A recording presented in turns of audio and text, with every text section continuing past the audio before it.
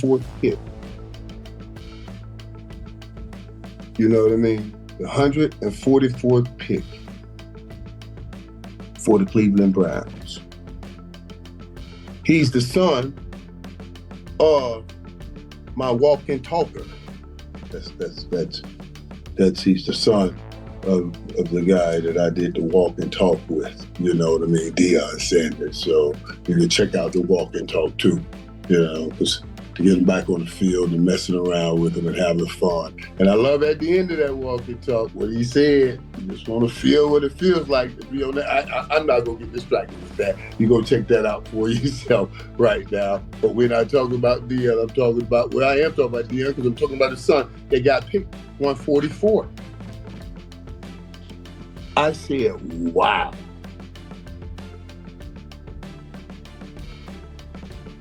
This is crazy. You guys do see Shedeur Sanders will be starting at quarterback Friday in the preseason opener.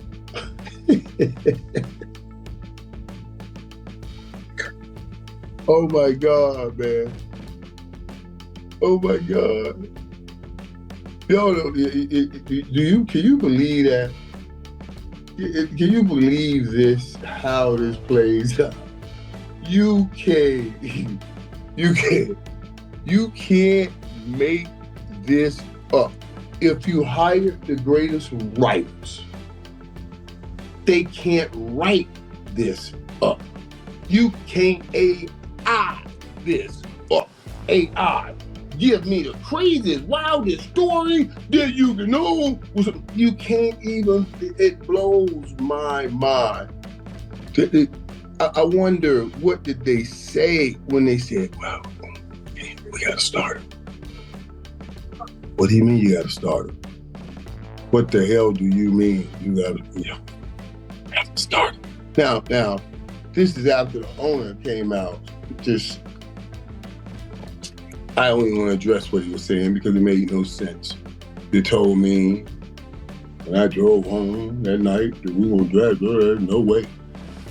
That was clearly, I'm pretty sure he was just trying to give the GM some power and some credit, but he did a poor job because he boo-booed all over Shedeur in whatever he was trying to do. But you're the fourth quarterback, and now you're going to get a start after dropping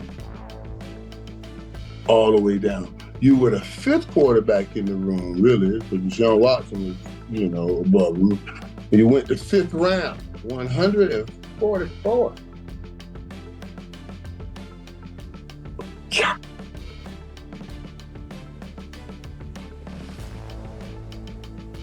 I don't know. I don't know how else see certain things. You know what I mean? I'm gonna just say it this way. I don't know how else to see certain things. So I always look for God in all things. Because I gotta have life make sense to me. I was talking about that when I was talking about the immigration situation here. When someone has worked that hard and put in the time and did it right, it should work out for them. They've earned that. That's being just. Being fair is giving everybody an opportunity, but being just is what you're ultimately seeking. And I'm telling you, let me tell you, my mom always said things work in threes, and I'm just gonna tell you like this. I thought, wow. When I got this, wow, what a play. Let me give it to you.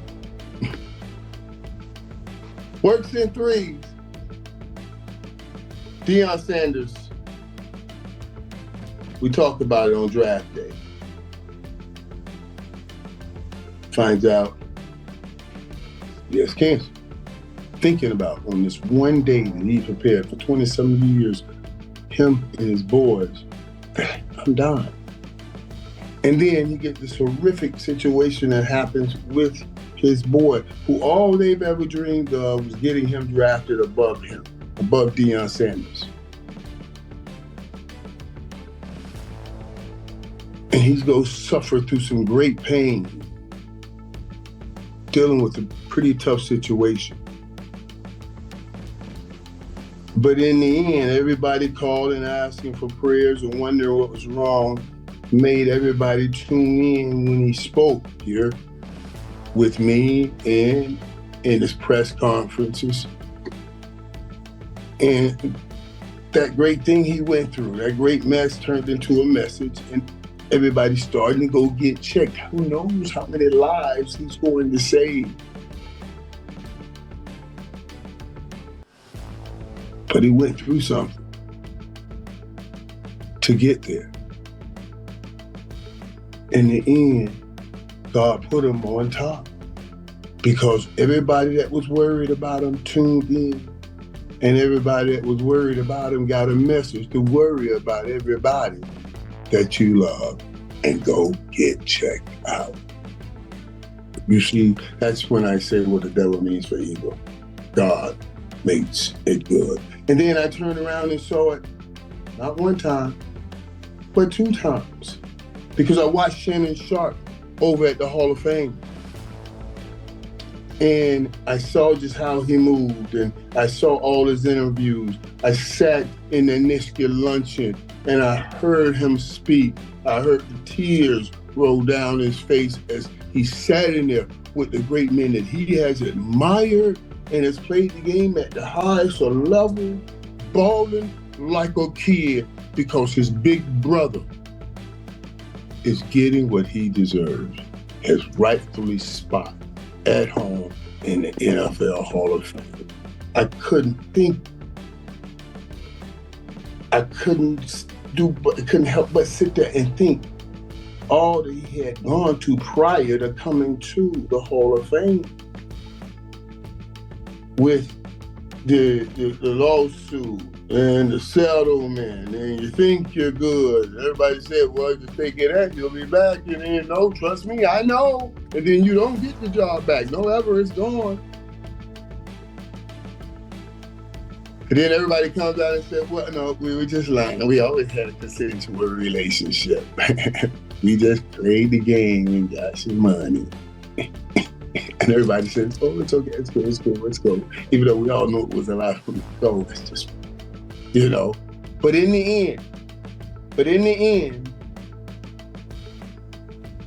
what I saw him experience, what I saw him share, I'm telling you, man, all that he had gone through, even leading up to that day, to see him at the Hall of Fame, and then Sterling at the end of his speech bring him up there and hold him tight, to only brothers to ever get in an NFL Hall of Fame. What the devil meant for evil, God brought it good. Now, all of those eyes that were watching Shannon through his mess got to see him stand up there. Eyes, people that don't even watch football, don't even know anything about the NFL Hall of Fame.